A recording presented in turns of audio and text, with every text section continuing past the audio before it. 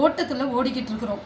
ஏராளமான மன அழுத்தங்கள், வேலை பார்க்கின்ற இடத்திலும் சரி, வீட்டிலும் சரி. அப்படி மனம் அழுத்தமாக இருக்கின்ற பொழுது நாம் வீட்டின் முற்பகுதியில் நாம் வைத்திருக்கக்கூடிய அந்த தோட்டத்தையோ அல்லது தோப்பையோ பார்த்தோம் அப்படின்னா நம்மிடையே இருக்கக்கூடிய மன அழுத்தம் வெகுவாக குறைந்து விடுங்க. ப்ரெஷரே இருக்காது, டென்ஷன் ரொம்ப எளிமையாக குறைஞ்சிடும். அப்படி குறையும் போது நமக்குள்ளே இருக்கக்கூடிய உடல் உபாதைகளை தவிர்க்கலாம். எல்லாத்துக்கும் மேலே இன்றைக்கி நோய் நொடிகளே எதனாலங்க வருது? தூய்மையான காற்றை சுவாசிக்காதனால தான், தூய்மையான நீரை பருகாததுனால தான், சுத்தமாக இருக்கக்கூடிய இடத்தில் நாம் வசிக்காததுனால தான் நமக்கு எண்ணற்ற நோய் நொடிகள் வருது இல்லையா? அப்போ இதையெல்லாம் தவிர்க்கணும்னா நம்ம என்ன பண்ணோம்? முதல்ல நம்ம வீட்டில் இருந்து ஆரம்பிக்கணும் இல்லையா? அப்போ இனிமே வீடு கட்டுவதற்கு முன்பாக நாம் ஒரு சபதம் ஏற்போமா? இன்றைய தினம் இந்த ஜூன் 5 என்று சொல்லக்கூடிய இந்த சுற்றுச்சூழல் தினத்தில் இனிமே நம்ம வீடு கட்டுவதற்கு முன்பாக மற்ற அறைகளுக்கெல்லாம் எவ்வாறு இடம் ஒதுக்குகிறோமோ அதே போன்று நாம் மரம் செடி கொடிகள் வைப்பதற்கென்றே என்ன பண்ணணும்? ஒரு இடத்தை தேர்ந்தெடுத்து அந்த இடங்களில் நாம் மரத்தையும் செடியையும் நட்டு வைத்தோமானால் நாம் நினைப்பது போல நீண்ட காலமாக மிகவும் ஆரோக்கியமாக நோய் நொடி இல்லாமல் ரொம்ப மன தூய்மையோடு வாழ்க்கை வாழலாம். எல்லாவற்றிற்கும் மேலே இந்த மரம் செடி கொடிகள்லாம் நீங்கள் நட்டு வைத்தீங்க அப்படின்னா அந்த பசுமையை தேடி பல பறவை இனங்கள் வரும். அந்த பறவை இனங்கள் அந்த தோப்புகளிலும் மரம் செடி கொடிகளிலும் பசுமை நிறைந்த இடங்களில் வாழுகின்ற பொழுது அதிலிருந்து அந்த பறவைகளின் ஓசைகள் நம் காதில் விழும். இவ்வளவு ஏங்க, நம்ம இலக்கியத்தில் பாட்டுக்குறு புலவன் பாரதி இருக்கான் இல்லையா? அந்த பாரதி என்ன கேட்டான் பராசக்தியிடம்? காணி நிலம் வேண்டும் பராசக்தி, காணி நிலம் வேண்டும், அங்கே ஒரு தூய நிறத்தினில் ஒரு மாளிகை வேண்டும், அந்த மாளிகைக்கு அருகினிலே ஒரு கிணறு வேண்டும், அந்த கிணற்றை சுற்றிலும் 10 தென்னை மரங்கள் வேண்டும், அப்பொழுதுதான் எனக்கு பாட்டு மனதில் உதயமாகி நான் கவி பாட முடியும் என்று கேட்டான் இல்லையா? அப்போ மன தூய்மை எங்கு இருக்கிறது? இயற்கையோடு இணைந்து இருக்கின்ற பொழுதுதான். எனவே அன்புக்குரிய தமிழ் உறவுகளே, இந்த சுற்றுச்சூழல் தினமாகிய ஜூன் 5 இன்றைய நாளில் நாம் ஒரு நல்ல சபதம் ஏற்போமா? அது என்ன சபதம் தெரியுமா? இனிமே உங்கள் வீடை கட்டுவதற்கு முன்பாக நாம் சமையல் அறைக்கும் படுக்கை அறைக்கும் குளியல் அறைக்கும் வரவேற்பு அறைக்கும் இடம் ஒதுக்குகிறோமோ இல்லையோ, அதற்கு முன்பாகவே நாம் மரம் செடி கொடி நடுவதற்கென்றே ஒரு இடத்தை தேர்ந்தெடுத்து விட்டு பிறகு நாம் வீட்டை கட்ட துவங்க வேண்டும். அப்பொழுதுதான், இப்போ சமையல் அறை ஒதுக்குறீங்க, அந்த சமையல் அறையில் போயிட்டு சுவையாக சமைத்து உண்பதற்கு நல்ல ஆரோக்கியமான உடல் இருக்கணும் இல்லையா? அப்போ அந்த ஆரோக்கியத்தை எவ்வாறு நாம் வளர்த்தெடுக்க முடியும்? இது போன்ற இயற்கையோடு ஒட்டி உறவாடுகின்ற பொழுதுதான் நம்மால் உடல் தூய்மையாகவும் மன தூய்மையாகவும் ஆரோக்கியமாகவும் நோயற்றவர்களாகவும் இருக்க முடியும். மொழியோடு பேசுபவள் எனும் வலையொலித்தளம் உங்களை அன்போடு வரவேற்கிறது. உலகத்திலே மனிதனாக பிறந்த ஒவ்வொருவருக்குமே இன்னைக்கு முக்கியமான தினங்க. அது என்ன தினம்னு பார்க்குறீங்களா? இன்னைக்கு என்னங்க டேட்டு? ஜூன் 5 இல்லையா? ஜூன் 5னாலே நமக்கு என்ன நினைவுக்கு வரும் சொல்லுங்க பார்க்கலாம். அட ஆமாங்க, உங்கள் மைண்ட் வைஸ் எனக்கு நல்லா கேட்டுருச்சு. ஜூன் 5னாலே சுற்றுச்சூழல் தினம்தாங்க. இந்த சுற்றுச்சூழல் தினத்தில் ஒரு முக்கியமான ஒரு சபதம் ஏற்கலாம் அப்படின்னு நினச்சதாங்க இந்த காணொலியை நான் பதிவிடுறேன். நம்ம நாட்டில் ஒரு மரபு இருக்குது. என்ன அந்த மரபு அப்படின்னு கேட்டால், ஒவ்வொரு தேதியையும் ஒவ்வொரு நாளையும் ஒரு தினமாக கொண்டாடக்கூடிய ஒரு மரபு ஒன்று தொடர்ந்து நம்ம பார்த்துக்கிட்டே வரோம். அன்னையர் தினம், தந்தையர் தினம், அறிவியல் தினம், நண்பர்கள் தினம், காதலர் தினம், தாய்ப்பால் தினம், அறிவியல் தினம், நீர் தினம், வன தினம் என்று ஒவ்வொரு தினமாக ஒவ்வொரு தேதியையும் நாம் கொண்டாடி கொண்டு வருகின்ற ஒரு மரபு நம்மிடையே இருந்து வருகிறது இல்லையா? அந்த வகையில் இன்னைக்கு நம்ம ஜூன் 5 சுற்றுச்சூழல் தினம் அப்படின்னு ஒரு நாளாக நம்ம கொண்டாடுறோம். அந்த சுற்றுச்சூழல் தினத்தில் நம்ம என்ன கருத்துங்க எடுத்துக்கணும்? உலகத்தில் பிறக்கக்கூடிய ஒவ்வொரு மனிதர்களுமே ஒரு கருத்தை வச்சுருப்பாங்க. என்ன? உலகத்தில் நம்ம நீண்ட காலம் வாழணும், நோய் இல்லாமல் வாழணும், ஆரோக்கியமாக வாழணும், மன தூய்மையோடு வாழணும் அப்படின்னு நினச்சிருப்பாங்க இல்லையா?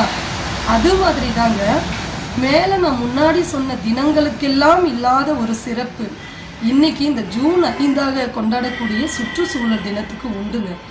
ஏன் அப்படி சொல்கிறேன்னா, உலகத்தில் உள்ள மனிதர்களுக்கெல்லாம் முக்கியமான தினம்னு ஒன்று சொன்னல. ஏன் அப்படி சொன்னேன்னா, காதலர் தினம் அப்படின்னா அது காதலிக்கிறவங்களுக்கு மட்டுமே உரிய தினம். அன்னையர் தினம்னா யாரெல்லாம் அம்மாவாகி இருக்கிறாங்களோ அவங்களுக்கு உரிய தினம். தந்தையர் தினம்னா யாரெல்லாம் அப்பாவாகி இருக்கிறாங்களோ அவங்களுக்கு உரிய தினம். இது போல நண்பர்கள் தினம், மற்ற தினங்கள் எல்லாமே அதற்கு உரிய தினமாக இருக்கும். இப்போ இத்தனை பேருக்கும் அன்னையர், தந்தையர், நண்பர்கள் என சொல்லக்கூடிய அத்தனை பேருக்கும் ஏற்ற ஒரு தினமாக இருக்கக்கூடிய தினம் எதுவென்றால் அது சுற்றுச்சூழல் தினம் தாங்க. அப்போது இந்த எல்லோருமே ஆரோக்கியமாக, மன தூய்மையாக, நீண்ட காலமாக வாழணும் அப்படின்னு நினைக்கிறோன்னா அதுக்கு நம்ம என்ன பண்ணணும்? நம்ம இருக்கக்கூடிய இடத்தையும், நாம் சுவாசிக்கின்ற காற்றையும், நாம் பருகுகின்ற நீரையும் தூய்மையாக வச்சுக்கணும், தூய்மையாக பருகணும் இல்லையா? அதை குறித்து ஒரு ஆரோக்கியமான கருத்தை தாங்க உங்களிடையே நான் பகிரப் போகிறேன். வாருங்கள் காணொளிக்குள் செல்லலாம். இன்னைக்கு ஒரு சில காலங்களாகவே, ஏறக்குறைய ஒரு 25-30 ஆண்டுகளாகவே நாம் தொடர்ந்து பேசி கொண்டு வருவது சுற்றுச்சூழலை குறித்து. சுற்றுச்சூழல் பேணி பாதுகாப்பதுன்னா என்னங்க? நீரை சுத்தமாக வைத்துக்கணும், நாம் இருக்கக்கூடிய இருப்பிடத்தை ஆரோக்கியமாக வைத்து கொள்ள வேண்டும், அதே போன்று நாம் பருகக்கூடிய நீரை சுத்தமாக பருக வேண்டும். இப்படி நம்ம பலவற்றை பேசிக்கிட்டு இருக்கிறோம். ஏன் இதெல்லாம் பேசுகிறோம்? நம்ம நோய் நொடி இல்லாமல் ஆரோக்கியமானதாக நீண்ட காலம் வாழணும் அப்படிங்கிறதுக்கு தான். இதுக்கு நம்ம என்ன பண்ணணுங்க? சுற்றுச்சூழல் சுத்தமாக வச்சுக்கணும் அப்படின்னா அது தானாக நடக்கிற காரியமா? இல்லைங்க. இப்போ சமீப காலமாக இந்த விஞ்ஞான வளர்ச்சி வளர வளர நம்ம மனித நேயமெல்லாம் சுருங்கிட்டு இருக்குது. எப்படி உலகம் உள்ளங்கைக்குள் வந்து விட்டதோ அதுபோல மனித மனமும் சுருங்கி விட்டது. எப்படி இதை சொல்கிறேன் அப்படின்னா, இயற்கையின் மீது இருக்கக்கூடிய அந்த அனுதாபம் என்பதும் அக்கறை என்பதும் நம்மக்கிட்ட வெகுவாக குறைந்து கொண்டே வருகிறது. இப்போ எடுத்துக்காட்டுக்கு நான் சொல்கிறேனே, இப்போ இந்த விஞ்ஞான வளர்ச்சினால் நம்ம நிறைய என்ன பண்ண ஆரம்பிச்சிட்டோம்னா, இயற்கைக்கு மாறாக பெரிய பெரிய தொழிற்சாலைகளை அமைத்தல், அதே போல் வேறு என்ன நம்ம பண்ணுறோம், ஓங்கி உயர்ந்த அடுக்குமாடி கட்டிடங்களை அமைத்தல், நெடுஞ்சாலை ஹைவேஸ்ன்னு சொல்லக்கூடிய நெடுஞ்சாலைகளை அமைத்தல். இதெல்லாம் எப்படி அமைக்கிறோம்? உயர்ந்த மாளிகைகள், கட்டிடங்கள், அதே போல் தொழிற்சாலைகள், நெடுஞ்சாலைகள், இதெல்லாம் எப்படி அமைக்கிறோம்? அங்கே இருக்கக்கூடிய மரங்களை எல்லாம் வெட்டி வீழ்த்தி விட்டு நம்ம இதெல்லாம் பண்ணிக்கிட்டு இருக்கிறோம். எப்படிங்க சுற்றுச்சூழலை நம்ம பாதுகாக்க முடியும்? இது எல்லாத்துக்கும் முற்றுப்புள்ளி நம்ம வைக்கணும் அப்படின்னா நம்ம ஒரு கருத்தை மனசில் எடுத்துக்கணுங்க. அது என்னன்னா, இப்போ ஒன்றும் இல்லை, நம்ம வீடு கட்டுறோம், எல்லாருமே வீடு கட்டணும்னு ஆசைப்படுறோம். இந்த வீடு கட்டுவதற்கு முன்பாக என்ன பண்ணுறோம், அந்த இடத்த ஒரு ஸ்கெட்ச் மேப் போடுவோம் இல்லையா? இந்த இடத்துல சமையல் அறை இருக்கணும், இந்த இடத்துல படுக்கை அறை இருக்கணும், இந்த இடத்துல வரவேற்பு அறை இருக்கணும், இந்த இடத்துல குளியல் அறை இருக்கணும் அப்படின்னு பார்த்து பார்த்து ஒவ்வொன்றுக்குமாக நம்ம ஒரு அறையை ஒதுக்குகிறோம் இல்லையா? அதுபோல் நாம் வீடு கட்டுவதற்கு முன்பாகவே இந்த இடத்துல நம்ம மரம் செடி கொடி வைப்பதற்கென்றே ஒரு இடத்தை நாம் ஒதுக்க வேண்டும். கட்டாயம் இதை ஒதுக்கினாதான் நம்ம ஆரோக்கியமாக மன தூய்மையோடு நோய் நொடி இல்லாமல் வாழ வேண்டும். ஏன் இதை சொல்கிறேன் அப்படின்னா, இப்போ இந்த நம்மளுடைய இப்போ நினச்சதுக்கெல்லாம் நம்ம டென்ஷன் ஆகிறோம் இல்லையா? டென்ஷன் ஆகிட்டு மன அழுத்தத்துக்கு ஆளாகிறோம். இப்போ இதையெல்லாம் தவிர்க்கணும்னு வச்சுக்கோங்களேன், நம்ம கட்டக்கூடிய அந்த வீட்டுக்கு ஒதுக்குப்புறமாகவே ஒரு மரம் நடுவதற்கென்றே ஒரு இடத்தை நாம் தேர்ந்தெடுத்தோமானால் கட்டாயம் அந்த பசுமையான சூழல் நம்மளுடைய மன அழுத்தத்தில் இருந்து மாற்றிவிடும். நம்ம இதுக்காக நம்ம போயிட்டு டாக்டர் கிட்ட போய் தான் நம்ம பிபி சுகர் எல்லாம் கண்ட்ரோல் பண்ணணும்னு அவசியம் இல்லை. ஏன் இதை சொல்கிறேன்? நீங்கள் ஒரு அரை சென்ட் அளவிற்கு வீடு கட்டுவதற்கு முன்பாகவே அரை சென்ட்டில் இருந்து 1 சென்ட் அளவிற்கு நம்ம என்ன பண்ணணும், இடத்தை ஒதுக்கி வச்சிடணும். இந்த இடத்துல நான் மரம் செடி கொடிகளை வைக்க போகிறோம், இந்த மரம் நடுவதற்கென்றே நம்மளுடைய மேனாட்டு அறிஞர் ஒரு புத்தகம் எழுதியிருக்காருங்க. அதாவது ஒரு 50 அடி உயரத்துக்கு ஒரு மரத்தை நட்டுட்டீங்கன்னா, எடுத்துக்காட்ட ஒரு தென்னை மரத்தை நட்டுட்டீங்கன்னா, அதற்கு பக்கத்திலேயே நம்ம என்ன பண்ணலாம், அதை விட உயரம் குறைவாக வளரக்கூடிய ஒரு மரத்தை நட்டு வைக்கலாம். அந்த மரத்தை நட்டு வச்சதுக்கு அப்புறம் அதுக்கு பக்கத்துல அதை விட இன்னும் கொஞ்சம் குறைவான மரம் எது வளருதோ அந்த மரத்தை நட்டு வைக்கலாம். இப்படி நம்ம அந்த அகலத்திற்கும் உயரத்திற்கும் ஏற்ப இடைவெளி விட்டு நம்மளுடைய வீட்டுக்கு முன்பாகவே ஒரு சிறிய காட்டையே உருவாக்கலாங்க. நம்ம மரம் நடுறதுக்குன்னு காட்டை தேடி தான் போகணும்னு அவசியம் இல்லை. சுற்றுப்புற சூழலை பாதுகாப்பதற்கு நம்ம வெளியிடங்கள்ல தான் பாதுகாக்கணும்னு அவசியம் இல்லை. நம்மளுடைய வீட்டுக்கு முன்பாகவே இதை போன்று மரங்களை வைக்கக்கூடிய மரபு இருந்தது என்றால், இப்போ நம்ம நாட்டில் ஒரு மரபு இருக்கும். என்ன மரம் நடக்கூடியதுன்னா, வேப்ப மரம், புங்க மரம், அதே போல் அரச மரம், இது போன்ற மரங்களை எல்லாம் நட்டு வைத்தால் நமக்கு ஆரோக்கியமான காற்றும் கிடைக்கும். அதே போல் இந்த வீட்டுக்கு முன்பாக பசுமை நிறைந்த இடமாக போதாக்குறைக்கு நம்மளுடைய செடிகள், அது பாருங்க, செம்பருத்தி செடி, வேப்ப செடி, இது போல செடிகள், அதே போல் வாழை மரம், இதெல்லாம் வச்சோம்னா அப்படி வீட்டில் ஏதாவது பிரச்சனை, இன்னைக்கு நம்ம எந்திர வாழ்க்கை வாழ்ந்துக்கிட்டு இருக்கிறோம், ஓட்டத்தில் ஓடிக்கிட்டு இருக்கிறோம். ஏராளமான மன அழுத்தங்கள் வேலை பார்க்கின்ற இடத்திலும் சரி வீட்டிலும் சரி. அப்படி மனம் அழுத்தமாக இருக்கின்ற பொழுது நாம் வீட்டின் முற்பகுதியில் நாம் வைத்திருக்கக்கூடிய அந்த தோட்டத்தையோ அல்லது தோப்பையோ பார்த்தோம் அப்படின்னா நம்மிடையே இருக்கக்கூடிய மன அழுத்தம் வெகுவாக குறைந்து விடுங்க. ப்ரெஷரே இருக்காது, டென்ஷன் ரொம்ப எளிமையாக குறைஞ்சிடும். அப்படி குறையும் போது நமக்குள்ளே இருக்கக்கூடிய உடல் உபாதைகளை தவிர்க்கலாம். எல்லாத்துக்கும் மேலே இன்னைக்கு நோய் நொடிகளே எதனாலங்க வருது? தூய்மையான காற்றை சுவாசிக்காதனால தான், தூய்மையான நீரை பருகாததுனால தான், சுத்தமாக இருக்கக்கூடிய இடத்தில் நாம் வசிக்காததுனால தான் நமக்கு எண்ணற்ற நோய் நொடிகள் வருது இல்லையா? அப்போ இதையெல்லாம் தவிர்க்கணும்னா நம்ம என்ன பண்ணோம்? முதல்ல நம்ம வீட்டில் இருந்து ஆரம்பிக்கணும் இல்லையா? அப்போ இனிமே வீடு கட்டுவதற்கு முன்பாக நாம் ஒரு சபதம் ஏற்போமா?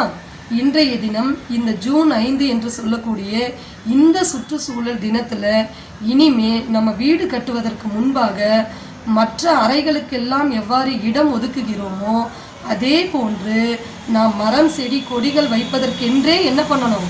ஒரு இடத்தை தேர்ந்தெடுத்து அந்த இடங்களில் நாம் மரத்தையும் செடியையும் நட்டு வைத்தோமானால் நாம் நினைப்பது போல நீண்ட காலமாக மிகவும் ஆரோக்கியமாக நோய் நொடி இல்லாமல் ரொம்ப மன தூய்மையோடு வாழ்க்கை வாழலாம். எல்லாவற்றிற்கும் மேலே இந்த மரம் செடி கொடிகள்லாம் நீங்கள் நட்டு வைத்தீங்க அப்படின்னா அந்த பசுமையை தேடி பல பறவை இனங்கள் வரும். அந்த பறவை இனங்கள் அந்த தோப்புகளிலும் மரம் செடி கொடிகளிலும் பசுமை நிறைந்த இடங்களில் வாழுகின்ற பொழுது அதிலிருந்து அந்த பறவைகளின் ஓசைகள் நம் காதில் விழும். இவ்வளவு ஏங்க, நம்ம இலக்கியத்தில் பாட்டுக்குறு புலவன் பாரதி இருக்கான் இல்லையா? அந்த பாரதி என்ன கேட்டான் பராசக்தியிடம்?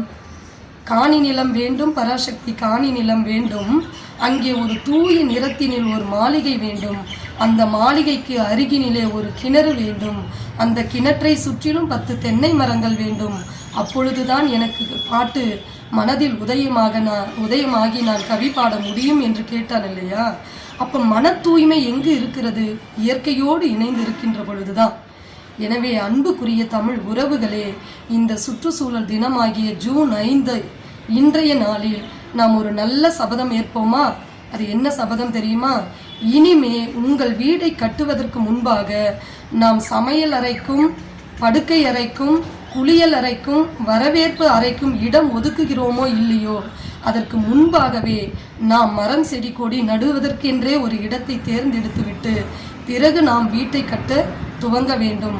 அப்பொழுதுதான், இப்போ சமையல் அறை ஒதுக்குறீங்க, அந்த சமையல் அறையில் போயிட்டு சுவையாக சமைத்து உண்பதற்கு நல்ல ஆரோக்கியமான உடல் இருக்கணும் இல்லையா? அப்போ அந்த ஆரோக்கியத்தை எவ்வாறு நாம் வளர்த்தெடுக்க முடியும்? இது போன்ற இயற்கையோடு ஒட்டி உறவாடுகின்ற பொழுதுதான் நம்மால் உடல் தூய்மையாகவும் மன தூய்மையாகவும் ஆரோக்கியமாகவும் நோயற்றவர்களாகவும் இருக்க முடியும் என்று சொல்லி இந்த ஒரு நல்ல தினத்தன்று இப்படியான ஒரு சபதத்தை நாம் எடுத்து நம்முடைய வாழ்க்கையில் பின்பற்றுவோம் என்று சொல்லி இந்த காணொளி இத்துடன் நிறைவு செய்கிறேன். நன்றி, வணக்கம்.